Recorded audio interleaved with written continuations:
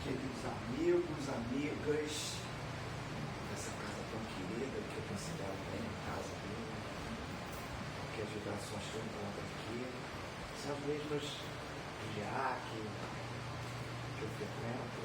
Isso me deixa muita vontade para a gente falar um pouquinho. Enquanto eu estava conversando, já que Dorinha tocou no Gabriel, eu estava conversando com ele ontem. Você quer que bote o pedestal para você poder ficar mais à vontade comigo? É porque o som vai lá para dentro. Entendi. Não, fica tranquilo. Não, tá bom. Então eu pedi que eu trouxesse um abraço a todas as pessoas aqui também. Porque é impressionante a conexão que o Gabriel ainda tem com a Casa Maria de Magdala. Eu falo, enfim, ele, puxa, que legal, manda um abraço para todo mundo, se você encontrar com fulano, com ciclano, com Vitinho, com Marquinho, vai relatando. E ontem ele me falava sobre um sonho que ele teve. Eu preciso te contar o sonho que eu tive, e que ele estava evangelizando os aborígenes lá na Austrália, olha só. Meu filho. Isso é sonho mesmo. É sonho. Sou você mesmo. Sonho mesmo. Mas é interessante a conexão que ele ainda mantém. Isso é muito bom. São sementes, né, que a gente vai lançando. Hoje eu trouxe um tema para a gente conversar um pouquinho. Eu acho até que é uma ousadia da minha parte falar sobre esse tema, porque era um tema que o René adorava falar, né? Aquele momento dos caminhantes de Emaús e tudo mais, né? Eu estava relendo essa passagem e eu sempre tento me provocar e perceber assim, a quantidade de simbolismo que existe para a gente explorar essa passagem. A gente vai amadurecendo, vai percebendo coisas que antes a gente não percebia. E o momento da passagem me chamou muita atenção, me intrigou bastante. Eu falei assim, vale a pena a gente aprofundar e compartilhar com os amigos. Mas como sempre eu gosto de contextualizar um pouquinho, né, para a gente perceber em que momento a gente está falando isso. Esse caminho se deu exatamente no domingo de Páscoa, domingo da ressurreição de Jesus. Na madrugada daquele dia, as mulheres tinham ido ao túmulo onde havia sido sepultado Jesus e encontraram a pedra removida, entraram lá dentro, não encontraram mais os guardas, entraram lá dentro e não encontraram também o corpo de Jesus. E elas voltaram para comunicar aos discípulos e tudo mais. Encontraram 2 varões iluminados ali, próximo ao túmulo, e aí a gente tem aquela frase, né? Porque vocês procuram a vida, a morte no lugar onde existe a vida. Elas voltaram a comunicar aos discípulos que estavam ainda muito amedrontados com tudo que tinha acontecido, imaginando tudo aquilo. E eles pouco acreditaram na versão dela, mas Pedro sentiu a verdade naquelas palavras e foi verificar tudo aquilo que elas estavam relatando. E nesse mesmo dia, no domingo, a gente acredita que tenha sido na parte da tarde, 2 discípulos de Jesus empreenderam esse caminho de Jerusalém até uma aldeiazinha chamada Emaús. É uma aldeia que fica aproximadamente 11 quilômetros de Jerusalém. Existem outras versões de que possíveis cidades ali por perto tenham sido Emaús, mas muito recentemente, eu estou falando de setembro de 2019, um grupo de arqueólogos achou uma aldeia em que eles supõem ser a de Emaús, porque tem a mesma distância relatada por Lucas, né? Esses 60 estádios dariam 11 quilômetros mais ou menos. Então eles acreditam que seja justamente essa aldeia, mas não tem como confirmar ainda, né? Mas existe essa suposição de que possivelmente essa aldeia que eles localizaram seja, de fato, a aldeia de Emaús. Eles então rumaram, era uma aldeia que fica assim mais em direção, se vocês terem uma noção um pouco do mapa, saindo de Jerusalém em direção mais ao mar Mediterrâneo, mais a noroeste de Jerusalém.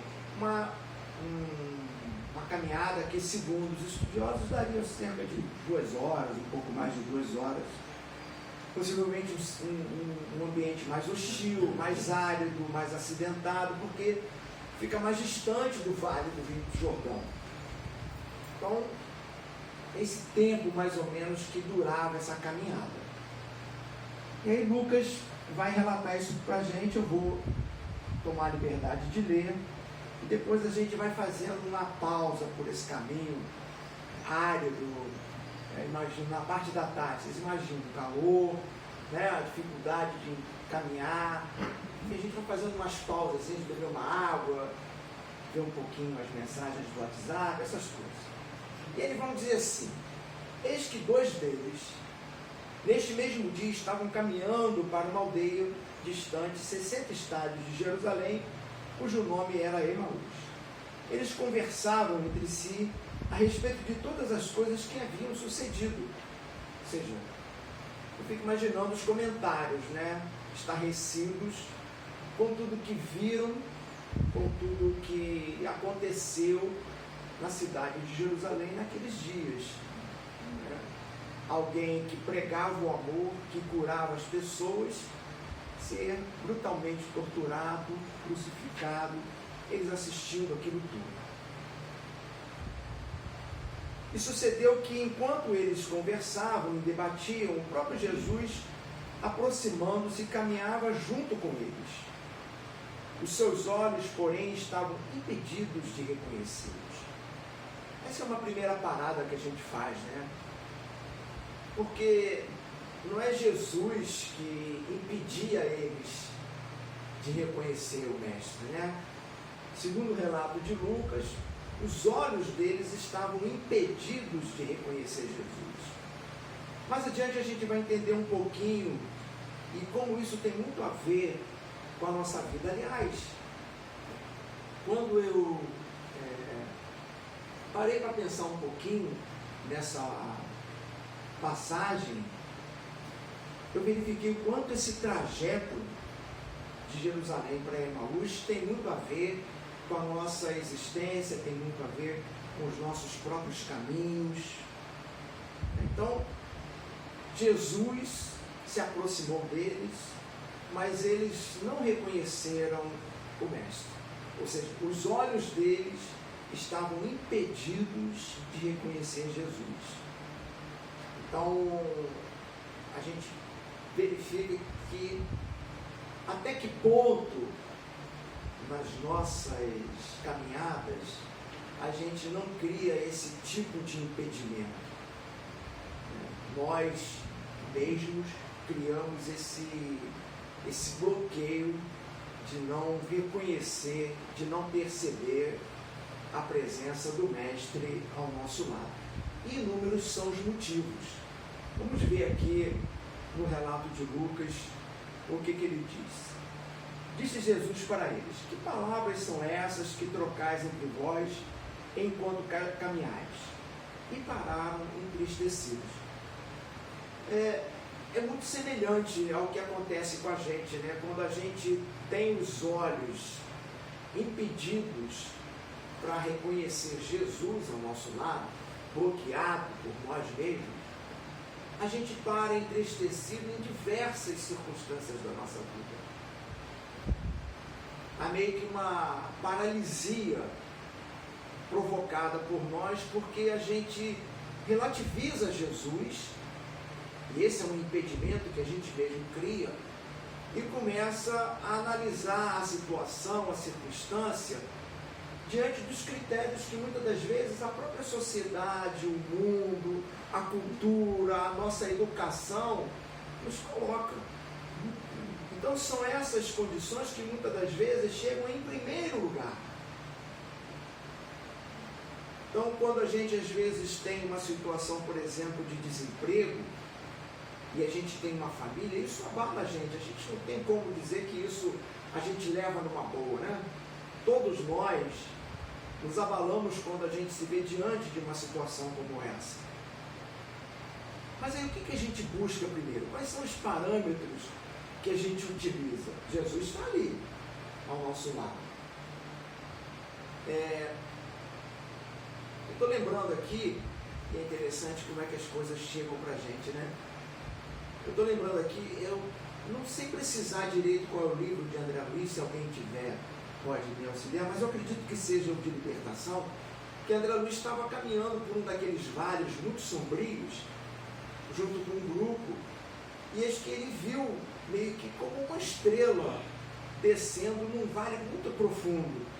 E ele pergunta para o mentor daquela caravana o que era aquilo. E ele disse assim: é Jesus, é o próprio Cristo indo naquelas zonas sombrias. Então, Jesus está no nosso lado. Jesus não é um homem, uma pessoa, um ser que está num trono distante da gente, comandando o nosso planeta por um computador, e, enfim, e se reunindo com um grupo de espíritos superiores que tem missões exclusivas na Terra. Não. Jesus é o ser que está ao nosso lado. Ele vai buscar aquelas almas mais sofridas, mais doloridas, mais abandonadas, mais esquecidas. É Ele, o próprio Cristo, que vai lá. Essa passagem de André Luiz, que eu não sei precisar qual era o livro, mas reflete um pouco isso, né? Essa presença de Jesus nas situações mais delicadas, mais complicadas da nossa vida. E a gente muitas das vezes para entristecidos, o que é natural. Quem é que de nós não vai parar entristecido diante de uma situação de aflição, de dor, de angústia?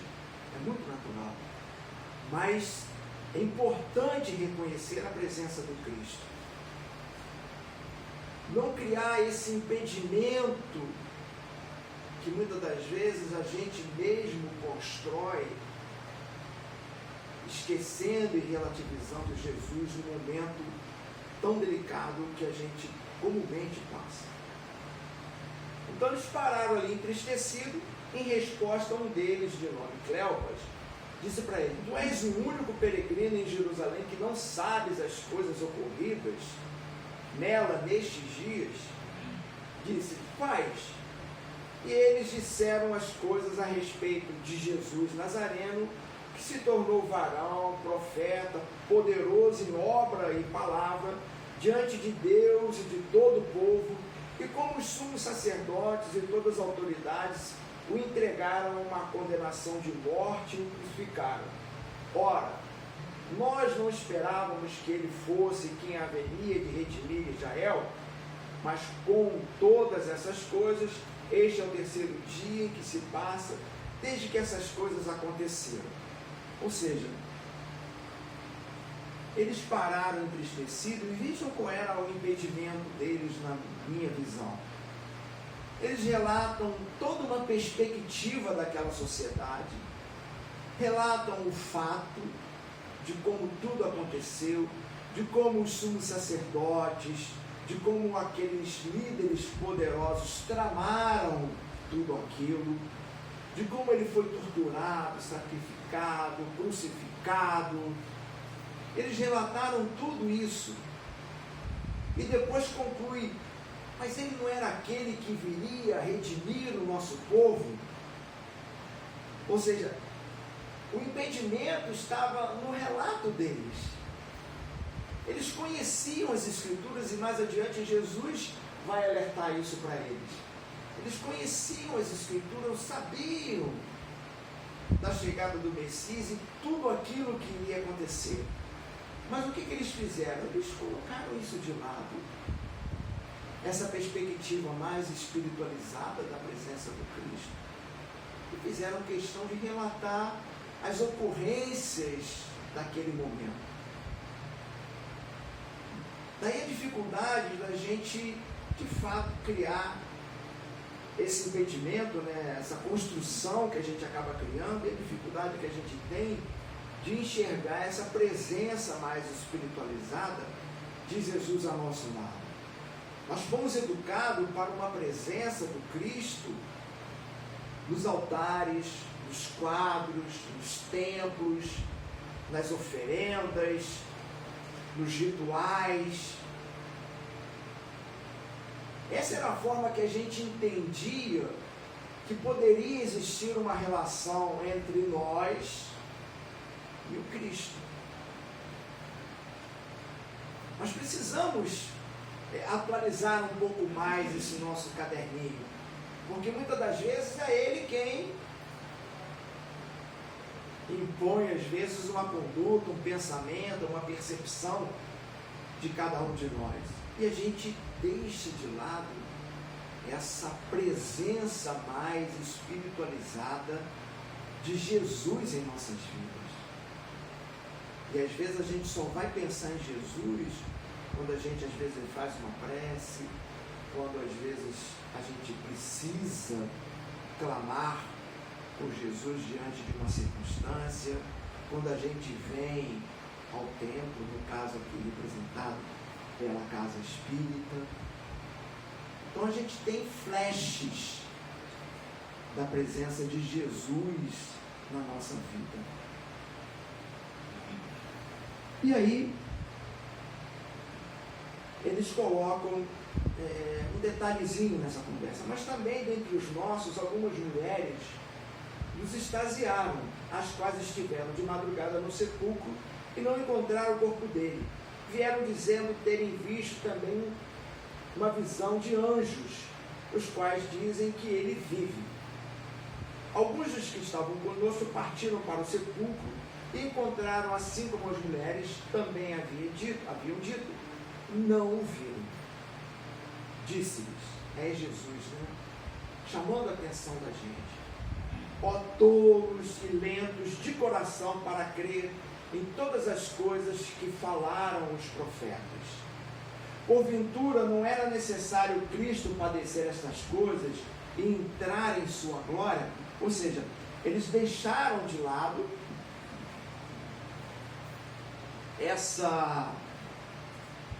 esse relato profético que estavam nas Escrituras. E Jesus então chama a atenção deles, ó, tolos e lentos de coração. Porque vejam como isso tem muito a ver com a página inicial que acabamos de ler, onde Paulo de Tarso diz que essas leis devem estar escritas em nossos corações. Então, as Escrituras, assim, ontem como hoje, ainda são muito debatidas numa perspectiva de interpretação, de textos, de sentido cognitivo, mas muito pouco sentidas por cada um de nós.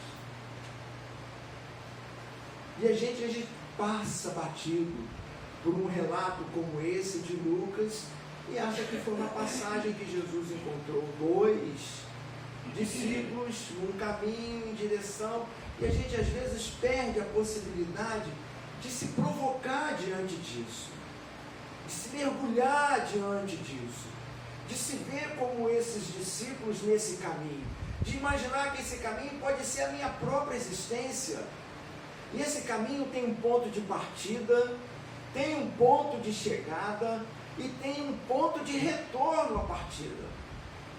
Eu preciso perguntar, poxa, será que isso não tem a ver comigo? Com o meu próprio caminho, com meus próprios passos? E colocar o meu coração nesse momento. entrelaçar os meus sentimentos com o texto que está ali colocado. Deixar que meu coração navegue por essas passagens, por essas palavras, por esses dizeres, por essas afirmações, por esses alertas que Jesus coloca. Existem muitos desafios que a gente precisa mergulhar e que talvez só o coração é capaz de encontrar algum sentido ali naquele texto. Só o coração é capaz. Isso é muita ousadia da minha parte dizer, mas é o que eu sinto. Porque pela lógica, pelo que está escrito ali, muitas das coisas não fazem sentido. E por não fazerem sentido, eu deixo de lado. Eu acho que aquilo não tem nada a ver. Eu acho que aquilo não se aplica à minha vida. Eu acho que aquilo não tenho como aproveitar.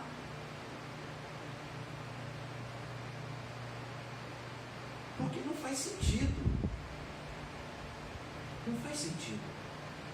Como é que eu vou virar, oferecer outra face se alguém golpear uma? Como é que eu vou amar o meu inimigo? E tantas outras colocações de Jesus que particularmente não fazem sentido. Quer ver um desafio? Eles aqui estão me provocando. Deixa eu ver se eu acho aqui. Olha que interessante. Eu não sei se para vocês é, mas para mim é. Não consegui decodificar isso. Isso está bem no Sermão do Monte, quando ele vai falar, não julgueis para não serem julgados, aquelas proibições que Jesus coloca. Está no capítulo 7, versículo 1 do Evangelho de Mateus. Olha que interessante como é que é desafiador para o nosso entendimento. Ele vai dizer aquelas coisas que a gente já conhece. Não julgueis para que não sejais julgados, pois com o juízo com que julgais sereis julgados. Está tudo no mesmo capítulo do Evangelho, né? E aí, por que ver o cisco no olho do teu irmão? Retira primeiro o cisco, aquela coisa toda. E ele diz, hipócrita, retira primeiro a viga do teu olho, então verás com profundidade, tal. Aí ele termina assim, no mesmo texto. Está falando de julgamento, até então, está tranquilo de entender. Aí no mesmo texto ele vai dizer assim, não deis o que é santo aos cães, nem lanceis vossas pérolas diante dos porcos, para que não venham a pisá-las com seus pés e voltando-se vos despedacem. O que isso tem a ver com o anterior? O que isso tem a ver com o julgamento?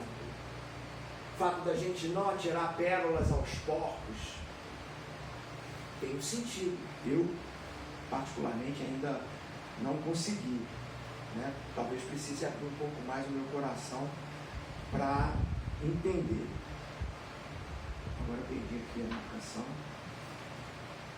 De um minuto só.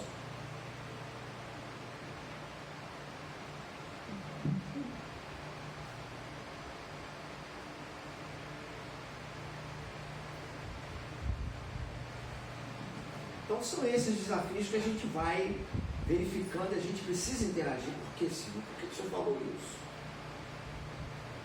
Senhor, eu quero te seguir para onde fores. Ninguém que põe a mão no arado e olha para trás é digno do reino de Deus. Tem um sentido, né? A gente precisa perguntar, por que o Senhor respondeu assim para esse homem? Não teria uma outra resposta para dar para ele? Ele quer só te seguir, Senhor. Então tudo tem um sentido, mas eu sempre acho que a gente precisa abrir o coração para perceber esse sentido. E é o que disse Jesus, ó tolos e lentos de coração, para crer em todas as coisas que falaram os profetas. Porventura não era necessário que o Cristo padecesse essas coisas e entrar em sua glória? E começando por Moisés, Jesus foi lá atrás. E todos os profetas interpretou-lhes em todas as escrituras as coisas a respeito dele mesmo.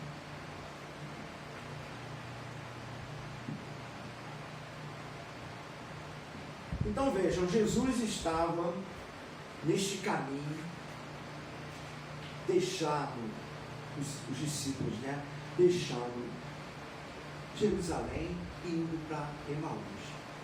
Durante esse caminho, os discípulos não reconhecem a presença de Jesus. Os seus olhos estavam impedidos de reconhecer Jesus. Por tudo que já relatamos.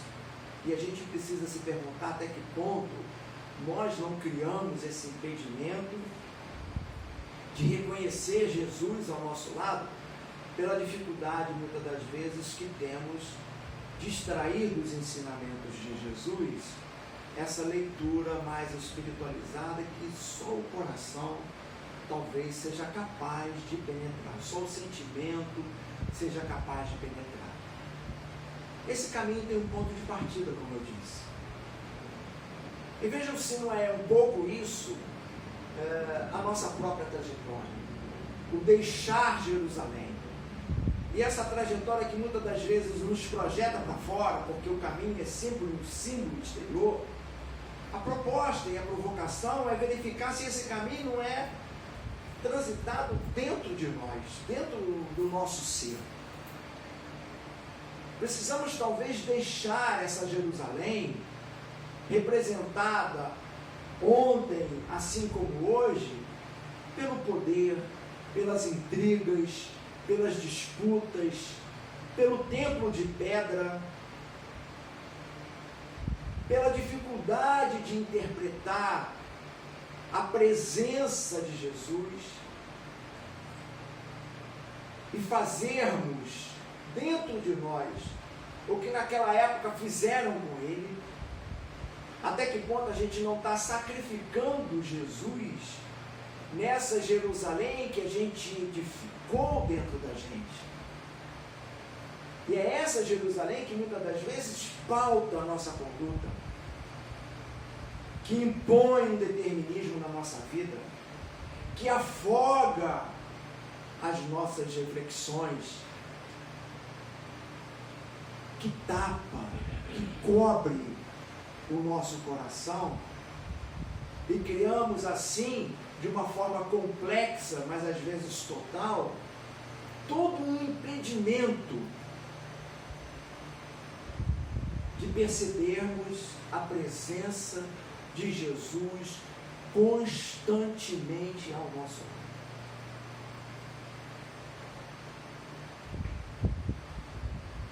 E vamos empreendendo esse caminho. Deixamos Jerusalém. Quando a gente vem para uma casa espírita, é um movimento que a gente está deixando Jerusalém. Nessa estrutura, nessa figura daquela cidade que muitas das vezes ainda está muito representada no nosso mundo interior.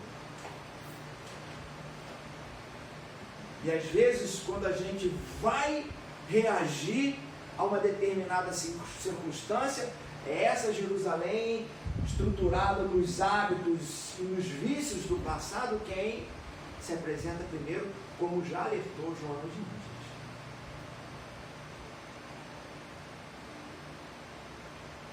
Então a necessidade que a gente tem de deixar Jerusalém, ir ao encontro de uma aldeia minúscula, insignificante,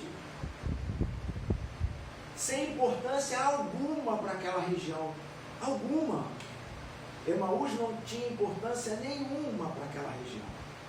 A arqueologia de hoje já consegue imaginar, ou já consegue descrever que Nazaré era uma aldeia que tinha aproximadamente 300 pessoas. Você se imagina Emaús. Era nada. Era nada. Mas é para esse lugar que a gente precisa ir. Esse lugar de desconstrução da Jerusalém. Porque lá é que vamos ter a plena comunhão com Jesus. E aí, quando eu estava fazendo essa reflexão, me deparei com a mensagem de João, que vai dizer, Jesus vai dizer, eu sou o caminho, a verdade e a vida. Eu me perguntei, será que eu não consigo estabelecer uma conexão desse caminho que é Emaús com a verdade, com a vida? Será que a verdade não é essencialmente essa leitura mais espiritualizada, mais feita pelo coração, que precisamos ter para com o Evangelho de Jesus? Será que não é isso o verdadeiro conceito de vida? Porque a gente às vezes confunde um pouco vida com existência, e a gente costuma dizer na própria doutrina, nos nossos círculos de estudo e comunhão, a gente costuma dizer que a verdadeira vida é a vida espiritualizada, é a vida espiritual. Eu ousaria dizer que a verdadeira vida é a vida com a presença de Jesus. Porque muitos dos espíritos que estão na vida espiritual chegam nas nossas reuniões mediúnicas carentes da presença de Jesus em suas vidas. E que vida é essa sem Jesus? É nada. É vida alguma. Quando ele diz, eu sou o caminho, a verdade e a vida, essa vida é a vida com Jesus. Sem isso teremos uma existência, mas vida mesmo é com Jesus, é estando com Ele. E aí nesse momento, eles se aproximam da aldeia para onde estavam indo, e Jesus simulou ir adiante. Olha que interessante. Vejam como isso, e olha, essa é uma percepção muito pessoal. Essa bifurcação talvez seja o maior simbolismo da nossa própria existência. Eu comparo essa bifurcação com a bifurcação de muitos expoentes do cristianismo que a gente conhece. A gente acabou de ler Paulo de Tarso. Eu acho que a bifurcação de Paulo de Tarso foi quando ele caiu do cavalo, literalmente. Ali ele bifurcou a vida dele. Francisco de Assis também bifurcou a vida dele em determinado momento. Maria de Magdala fez a mesma coisa. Muitas pessoas em determinado momento de sua vida bifurcaram. E esse momento a gente tem duas escolhas. Existem dois caminhos. Os mesmos representados por Jesus no Sermão do Monte. Quando ele vai dizer que largue a porta, espaçoso era o caminho que levava à perdição, à destruição em algumas traduções. E que estreita é a porta e que apertada era o caminho que levava para onde? Para a vida.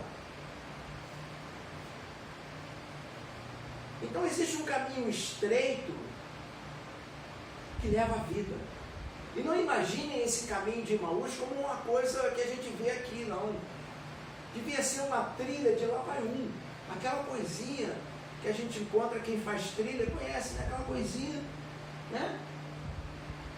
Você vai ali, um atrás do outro. Esse é o caminho para Emaús, estreito. A porta é estreita. Então chega um momento em que Jesus vai fazer a menção, nessa bifurcação, de seguir adiante.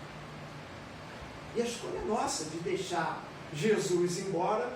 E muitas das vezes essa bifurcação se dá num momento, num instante, numa provocação, numa circunstância da nossa vida. Ali se dá uma bifurcação em que eu tenho que me perguntar até que ponto eu estou deixando Jesus embora nessa bifurcação, ou se eu quero a companhia dele comigo. Então, muitos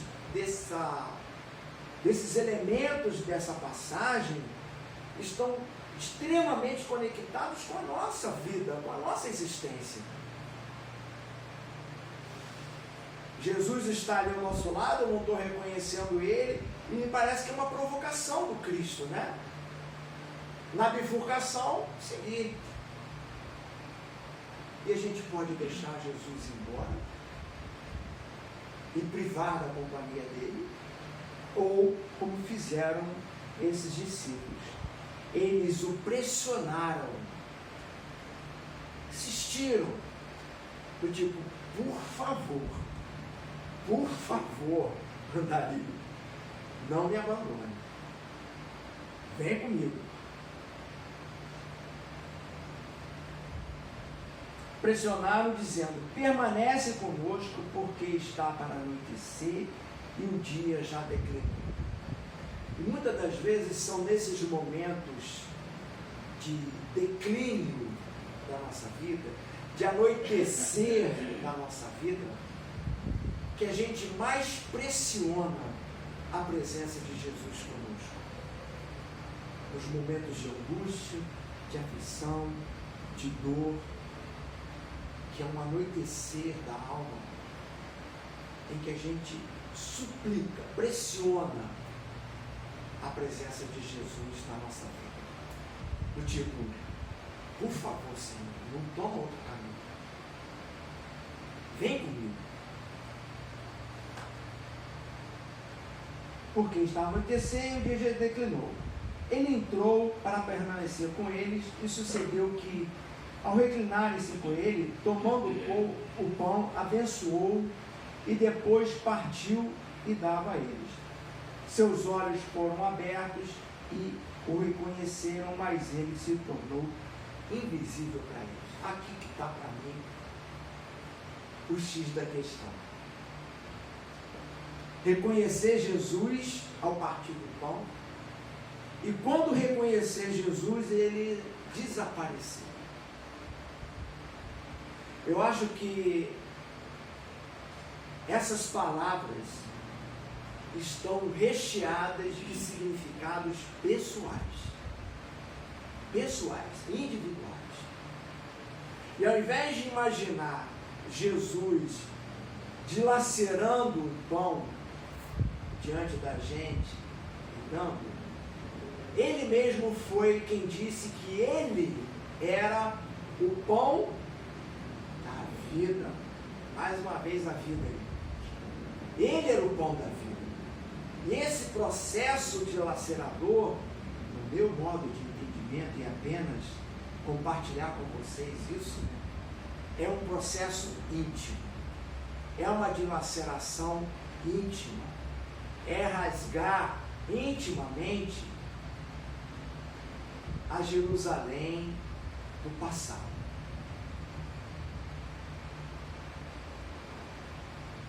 É um processo dilacerador, de renovação.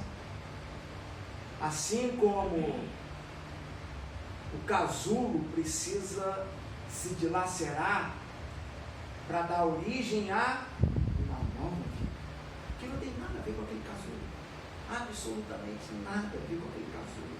Assim como a semente precisa se dilacerar, se rasgar toda, para dar origem a uma nova vida. Talvez esse seja o processo que eu enxerguei nessa passagem. Uma leitura mais íntima, a necessidade que eu preciso ter de dilacerar alguns conceitos que eu ainda trago dentro de mim que não tem nada a ver com o Evangelho de Jesus, absolutamente nada a ver com o Evangelho de Jesus. Eu preciso desestruturar em mim esse processo, essas afirmações, essas falsas verdades que muitas das vezes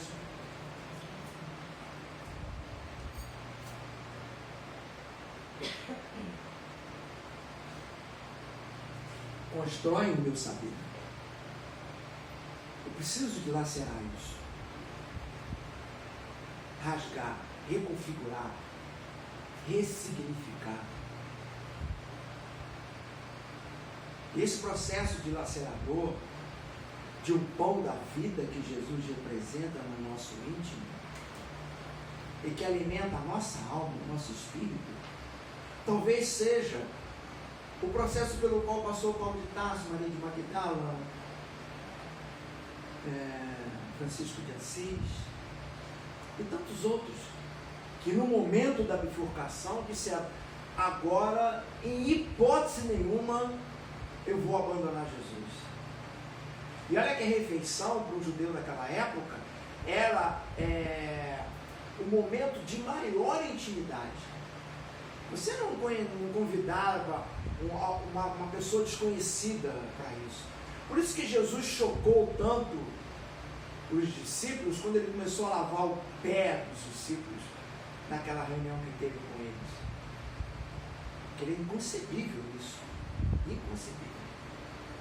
O judeu, ele abrigava muito os forasteiros, as pessoas que passavam, mas não chamava para comer com eles a refeição.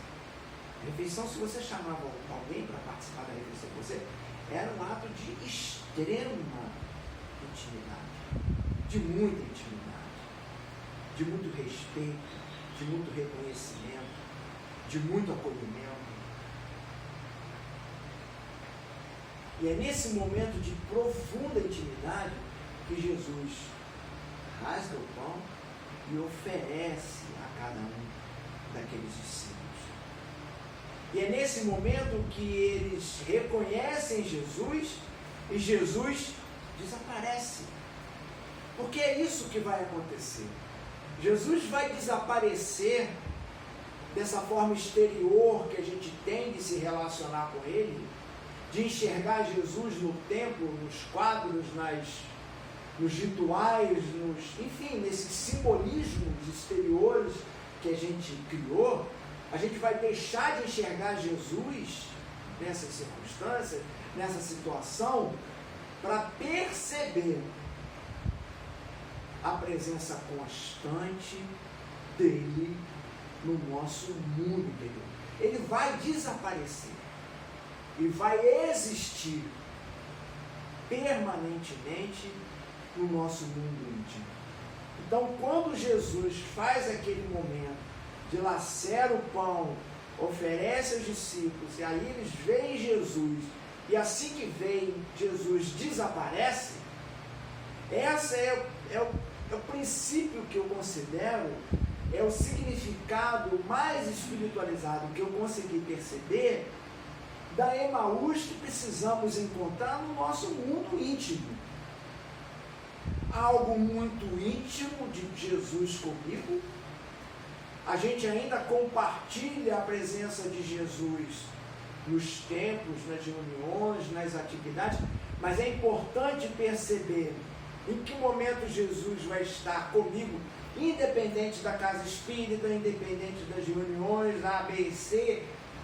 Ou seja, Jesus vai estar comigo, a casa espírita é o meu grande educandário, mas Jesus vai estar comigo em qualquer lugar que eu estiver. Ele vai ser o meu crachá, a minha ficha de apresentação.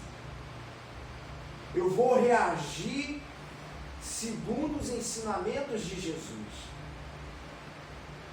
Eu não vou mais relativizar o Cristo na minha vida.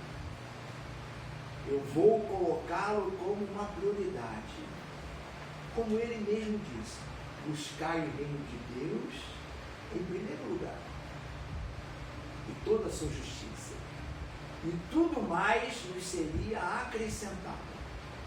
Então, quando eu conseguir alcançar esse patamar de colocar o reino de Deus representado pelo Evangelho de Jesus, que é o que temos de palpável, em primeiro lugar,